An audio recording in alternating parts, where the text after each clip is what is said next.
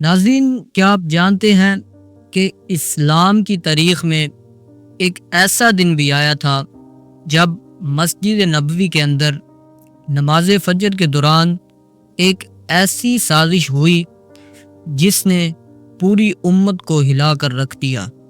جی ہاں، یہ سازش عمر رضی اللہ تعالیٰ عنہ کے ساتھ ہوئی، جس کے فیصلے کیسر و کسریٰ کو ہرا دیتے تھے، جس کا عدل دشمنوں کو بھی انصاف دیتا تھا۔ آج اسی عمر پر خنجر سے وار ہوتا ہے، لیکن سوال یہاں پہ یہ اٹھتا ہے، کیا قاتل اکیلا تھا یا کسی بڑی سازش کا حصہ تھا؟ اور سب سے بڑھ کر یہاں پہ یہ بات ہے، حضرت عمر نے اپنی آخری سانسوں میں کیا وصیت کی؟ کیا ان کی آنکھیں بند ہونے سے پہلے کوئی پیغام دیا گیا تھا؟ لیکن آج کی ویڈیو میں ہم صرف ان کی شہادت کی بات نہیں کریں گے، ہم آپ کو دکھائیں گے ان کے عدل کے واقعات جنہوں نے تاریخ کا رخ بدل دیا۔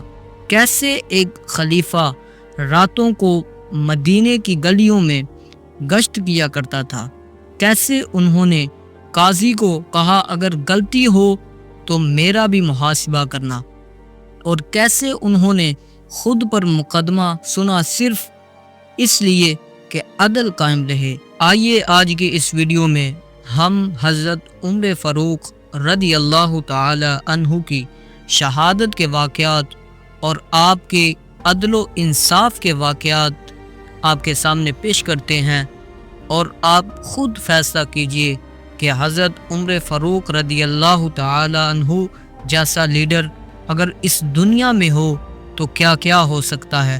لیکن اس سے پہلے آپ سے گزارش ہے، ہمارے اس چینل کو سبسکرائب کیجئے اور ہماری ویڈیو کو لائک ضرور کیجئے گا۔ شکریہ۔ ناظرین، ہمارے آج کے معاشرے میں اگر دیکھا جائے تو اگر کسی بزنس مین کا بیٹا یا کسی سیاستدان کا بیٹا اگر کوئی جرم کرتا ہے تو اسے بنا سزا سنائے ہی معاف کر دیا جاتا ہے، لیکن حضرت عمر فاروق کا انصاف یہ تھا کہ وہ اپنے بیٹے کو بھی معاف نہیں کرتے تھے۔ ایک واقعہ ہے جب حضرت عمر فاروق رضی اللہ تعالی عنہ قاتل ابو لولو فیروز کے حملے سے شدید زخمی ہوئے تو مدینے میں خوف و غم کی لہر دوڑ گئی۔ اسی دن حضرت عمر کے بیٹے عبید اللہ بن عمر کو ایک خبر ملی کہ ایک غلام جس کا نام تھا جفین، جو کہ نصرانی عیسائی تھا، وہ حضرت عمر کے قاتل کے قریب تھا، اور بعض روایات کے مطابق وہ اس قاتل کی مدد کرتا تھا۔ غصے، جذبات اور انتقام میں آ کر عبید اللہ نے اس نصرانی غلام کو قتل کر دیا۔ اس کے علاوہ بعض روایات میں ہے کہ اس نے کچھ دیگر مجوسیوں یا غیر مسلم غلاموں کو بھی قتل کیا تھا، کیونکہ اسے شک تھا کہ یہ سب اس سازش میں شامل تھے۔ صحابہ اکرام کو اس پر بہت شدید تشویش ہوئی، چونکہ مدینہ کا قانون تھا اور حضرت عمر کا اصول یہ تھا کہ کسی بے گناہ پر ہاتھ اٹھانا، خاص طور پر غیر مسلم شہری پر، ناقابل معافی جرم ہے، کیونکہ غیر مسلموں کو ذمہ کے طور پر اسلامی ریاست میں جان و مال کا تحفظ دیا گیا ہے۔ جب حضرت عمر کو ہوش آیا اور انہیں بتایا گیا کہ ان کے بیٹے نے بے گناہ غلام کو قتل کیا ہے، تو آپ نے فرمایا اگر میں زندہ رہا تو عبید اللہ کو قصاص میں قتل کرواؤں گا۔ حضرت عمر نے فرمایا کیا عبید اللہ نے ایسا کیا ہے؟ واللہ اگر میں بچ گیا تو اسے وہی سزا دوں گا جو کسی قاتل کو دی جاتی ہے، یعنی خلیفہ وقت جو خود موت کے دبانے پر تھا، لیکن وہ اپنے بیٹے کو قانون کے مطابق قتل کی سزا دینے کے لیے تیار تھا۔ لیکن حضرت عمر کا وصال ہو گیا۔ حضرت عمر کی وفات کے بعد خلافت حضرت عثمان کو ملی۔ عبید اللہ کے خلاف مقدمہ آیا، صحابہ میں اس پر اختلاف ہوا۔ کچھ نے کہا کہ اسے معاف کر دینا چاہیے، کیونکہ یہ جذباتی کیفیت میں ہوا تھا، جبکہ کچھ صحابہ جیسے حضرت علی نے کہا یہ ظلم ہے اور اس میں قصاص لازم ہے، چاہے قاتل خلیفہ کا بیٹا ہی کیوں نہ ہو۔